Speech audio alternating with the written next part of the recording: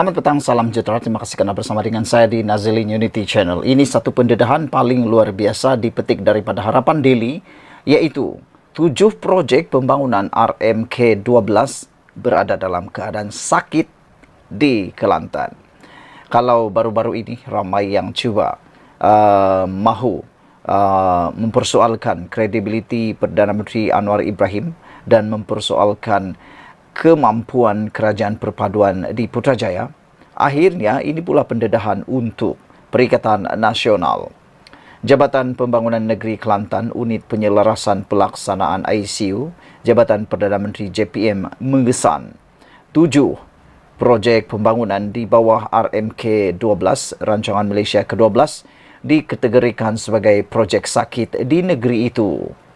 Pengarah Jabatan Pembangunan Negeri Kelantan, Jasri Kasim berkata, 2 daripada projek itu ialah projek Lembangan Sungai Bersepadu PLSB Sungai Kelantan Fasa 1 yang didapati mengalami kelewatan 193 hari, manakala PLSB Sungai Golok pula mengalami kelewatan 177 hari. Sepatutnya PLSB di Sungai Kelantan sudah disiapkan sebanyak 98.1% pada bulan ini. Namun kemajuannya baru mencapai 92.7%. PLSB di Sungai Golok pula mengalami kelewatan kerana pelbagai masalah termasuk melibatkan isu pengambilan tanah. Katanya kepada pemberita selepas program sesi taklimat pembangunan Pejabat Pembangunan ICU JPM bersama media di sini pada Selasa. Beliau berkata projek naik taraf lapangan terbang Sultan Ismail Petra LTSIFP Pengkalan Cepa juga dikategorikan sebagai projek sakit setelah mengalami kelewatan 168 hari. Jasri berkata, projek sakit lain di Kelantan ialah penggantian jambatan Sungai Durian di Kuala Krai dan menaik taraf infrastruktur Hospital University Sains Malaysia HUSM Kampus Kesihatan di Kubang Krian. Pembinaan jambatan antara Kampung Pasir Era ke Pasir Kelang dan pembinaan Dewan Serbaguna di Sekolah Menengah Kebangsaan Cerang Ruku Pasir Putih turut mengalami kelewatan, katanya. Dalam pada itu, menurutnya, 101 projek di Kelantan yang diluluskan menerusi RMK12 sudah siap sepenuhnya, manakala 164 projek lagi dijangka akan bermula. Katanya, kesemua projek berkenaan adalah sebahagian daripada 447 projek pembangunan di Kelantan yang telah diluluskan pada RMK12 dengan peruntukan lebih RM2.57 bilion, termasuk projek Lebuh Raya Lingkaran Tengah Utama LTU yang dulunya dikenali sebagai Central Spine Road CSR laluan Kota Bahru Gua Musang. Saudara-saudara sekalian, dengan pendedahan ini kita berharap supaya semua 12 ataupun 7 projek, maafkan saya bukan 12 tapi 7 projek pembangunan di bawah RMK12 yang berada di Kelantan yang dikategorikan sebagai sakit ini dapat diselesaikan dengan segera bagi memberikan keadilan kepada rakyat dan memberikan kemajuan serta pembangunan kepada rakyat. Janganlah menyalak ke depan bukit sedangkan diri sendiri pun belum melakukan apa-apa yang terbaik. Sekian dulu untuk kali ini. Jangan lupa tinggalkan komen Anda, tekan butang subscribe. Kita jumpa lagi. Bye-bye. Selamat petang, salam sejahtera. Terima kasih kerana bersama dengan saya di Nazilin Unity Channel. Dipetik daripada sabudin.com.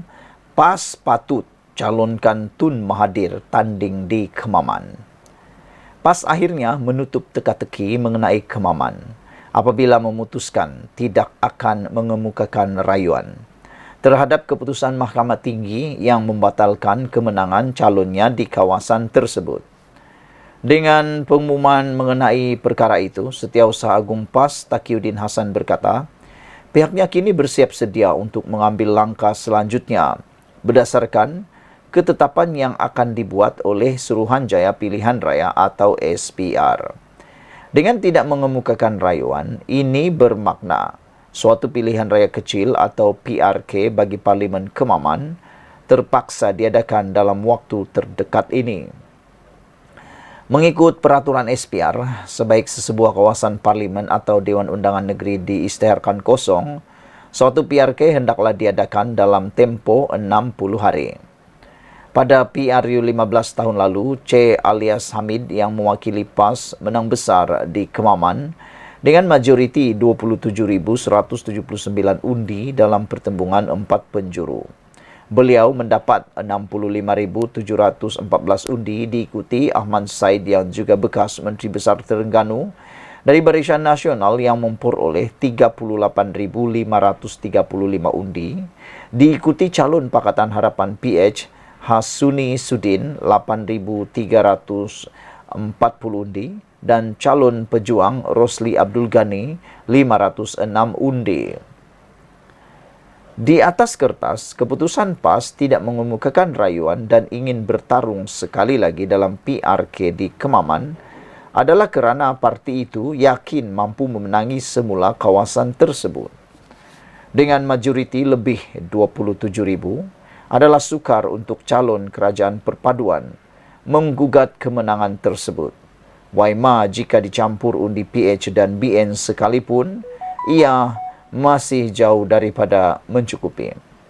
Begitupun, oleh kerana kemenangan PAS di Kemaman dibatalkan disebabkan didapati wujudnya unsur rasuah ketika kempen PRU 15 lalu, mencalonkan semula C. alias untuk bertanding semula dalam PRK akan datang, ternampak amat tidak kena sama sekali.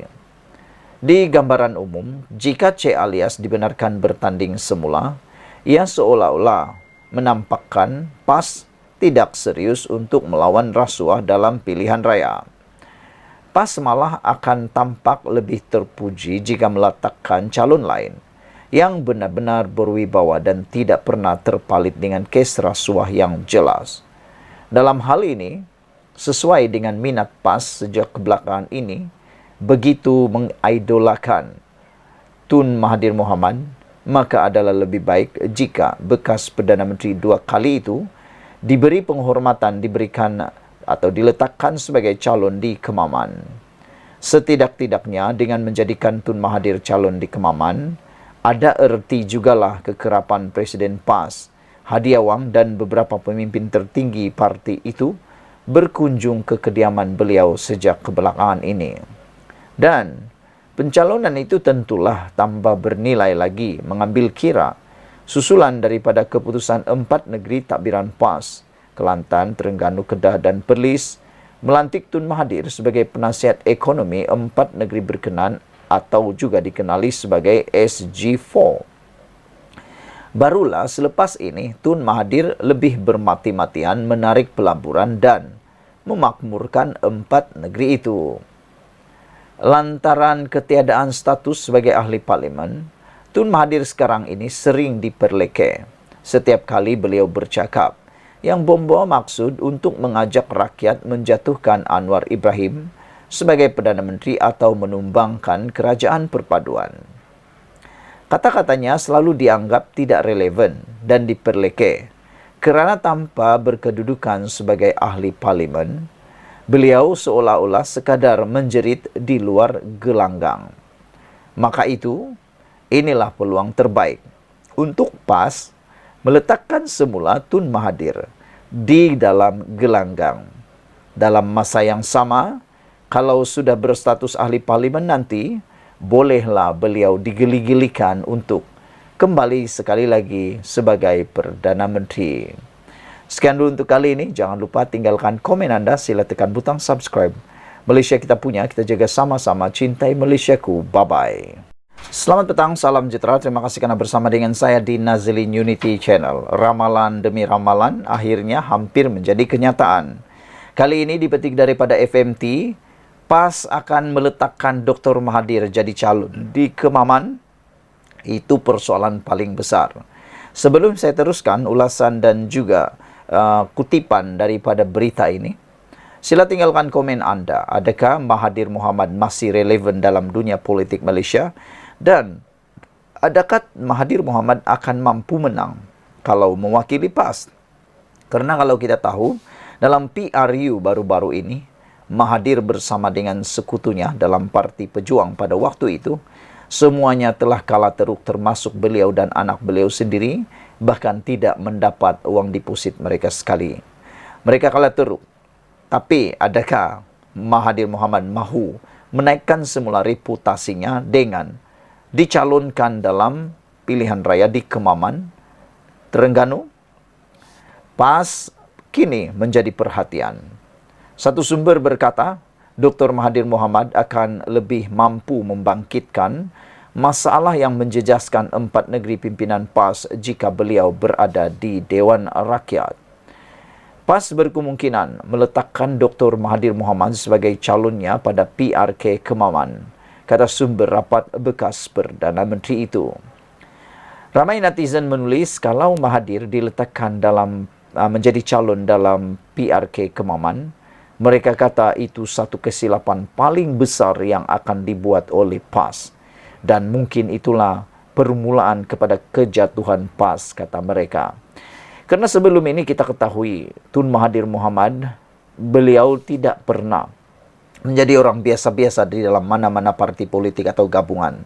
Beliau hanya biasa menjadi bos, menjadi ketua di dalam gabungan tersebut. Lihat saja dalam gabungan Pakatan Harapan ketika masih bersama dengan Pakatan Harapan yang diterajui oleh parti bersatu diterajui oleh Mahathir. Dan waktu itulah banyak konflik berlaku dalam Pakatan Harapan, dan ada penganalisis politik mengatakan saat paling gelap dalam Pakatan Harapan ialah apabila parti bersatu bersama dengan parti atau gabungan Pakatan Harapan. Lihat saja kejatuhan kerajaan Pakatan Harapan pada waktu itu kerana adanya parti bersatu yang menarik sokongan terhadap Pakatan Harapan. Akhirnya tumbanglah kerajaan pada waktu itu. Bagaimana pula ini akan boleh berlaku ulang semula kalau Mahathir menang dalam di Kemaman nanti? Adakah Tun Mahathir hanya akan menuntut jadi orang biasa atau akan mula menjadi orang duri dalam daging atau menjadi bos semata-mata? PAS berkemungkinan meletakkan Dr. Mahathir sebagai calonnya pada PRK Kemaman, kata sumber rapat bekas Perdana Menteri itu. Mahathir baru-baru ini dilantik sebagai penasihat tidak rasmi kepada 4 kerajaan negeri pimpinan PAS. Dan sumber itu memberitahu FMT bahawa kehadirannya di Dewan Rakyat akan membolehkan ahli politik veteran itu membangkitkan isu negeri dengan lebih baik. Ada juga netizen, ada juga penganalisis politik mengatakan bahawa sebenarnya siapa yang pakai siapa, siapa guna siapa, dan siapa yang dipergunakan oleh siapa. Adakah PAS yang mempergunakan Mahathir ataupun Mahathir yang mempergunakan PAS? Sila tinggalkan komen anda dalam ruangan komen untuk isu tersebut, persoalan tersebut. Sumber itu juga berkata, jika bekas ahli Parlimen Langkawi itu kembali ke Dewan Rakyat, ia akan memberinya peluang untuk berkhidmat sebagai semak dan imbang yang lebih berkesan terhadap kerajaan perpaduan yang telah menjadi pengkritik hebatnya sejak ia mengambil alih Putrajaya November lalu. Pada pendapat saya, Mahathir tidak akan dapat menjalankan tugas sebagai semak dan imbang kerana dikuatiri sejauh mana keupayaan Tun Mahathir Mohamad menghadiri kelas parlimen itu. Kita anggaplah itu sebagai sebuah kelas. Bagaimana Mahathir dapat menghadiri setiap waktu mesyuarat parlimen itu dengan keuzuran tubuh beliau yang sudah lanjut usia? Anda fikirlah sendiri bagaimana dia dapat berdebat, bagaimana dia dapat membentangkan, dan bagaimana Mahathir Mohamad hadir pada waktu itu dalam keadaan tubuh beliau yang semakin tua. Rundingan telah dimulakan dengan pemimpin PAS mengenai pencalonannya, kata sumber itu. Mahathir mempunyai pengaruh besar dalam kalangan pengundi Melayu dan pemimpin akar umbi. Jika menang, dia akan menjadi ahli parlimen tertua yang terpilih atau dipilih, yaitu dengan berusia 98 tahun. Paling penting, mereka mahu meletakkan Dr. Mahathir di parlimen bagi mewakili kepentingan 4 kerajaan negeri. Tidak ada gunanya bercakap di luar dewan, katanya lagi. Menjadi persoalan netizen ialah, kalau begitu, apa gunanya Hamzah Zainuddin? Apa gunanya beliau sebagai ketua pembangkang kalau hanya dapat mengharap kepada Mahathir? Bukankah Hamzah Zainuddin sudah cukup sebagai ketua pembangkang? Selain itu, yang lebih menyedihkan lagi ialah netizen mula mempersoalkan Kalau begitu, apa fungsi Muhyiddin Yassin, kata mereka. Kalau hanya ada Mahathir barulah dapat mengetengahkan isu-isu tentang perkara tersebut kenegerian itu. Jadi, apalah guna Muhyiddin dan juga Hamzah Zainuddin soal netizen dan penganalisis. Sumber itu juga berkata PAS akan menang kerana Kemaman adalah kubu kuat PAS. C. Alias Hamid dari PAS memenangi kerusi itu dengan majoriti 27.179 undi dalam pertembungan 4 penjuru. Bagaimanapun, Mahkamah Pilihan Raya Kuala Terengganu membatalkan kemenangan itu bulan lepas selepas mendapati pembayaran bantuan air belia dan air siswa kepada pengundi semasa tempoh berkempen adalah rasuah. Semalam PAS berkata ia tidak akan memfailkan rayuan terhadap keputusan itu, membuka jalan untuk satu lagi PRK Parlimen di negeri itu selepas PRK Kuala Terengganu diadakan pada 12 Ogos yang lepas. Sekian dulu untuk kali ini. Jangan lupa tinggalkan komen anda. Sila tekan butang subscribe. Apa pendapat anda tentang isu kali ini? Menangkah Mahathir dalam pilihan raya di Kemaman kalau dia dicalonkan? Dan sejauh mana Mahathir Mohamad dapat memikul tanggungjawab yang diidam-idamkan oleh PAS tersebut? Kita jumpa lagi. Bye-bye.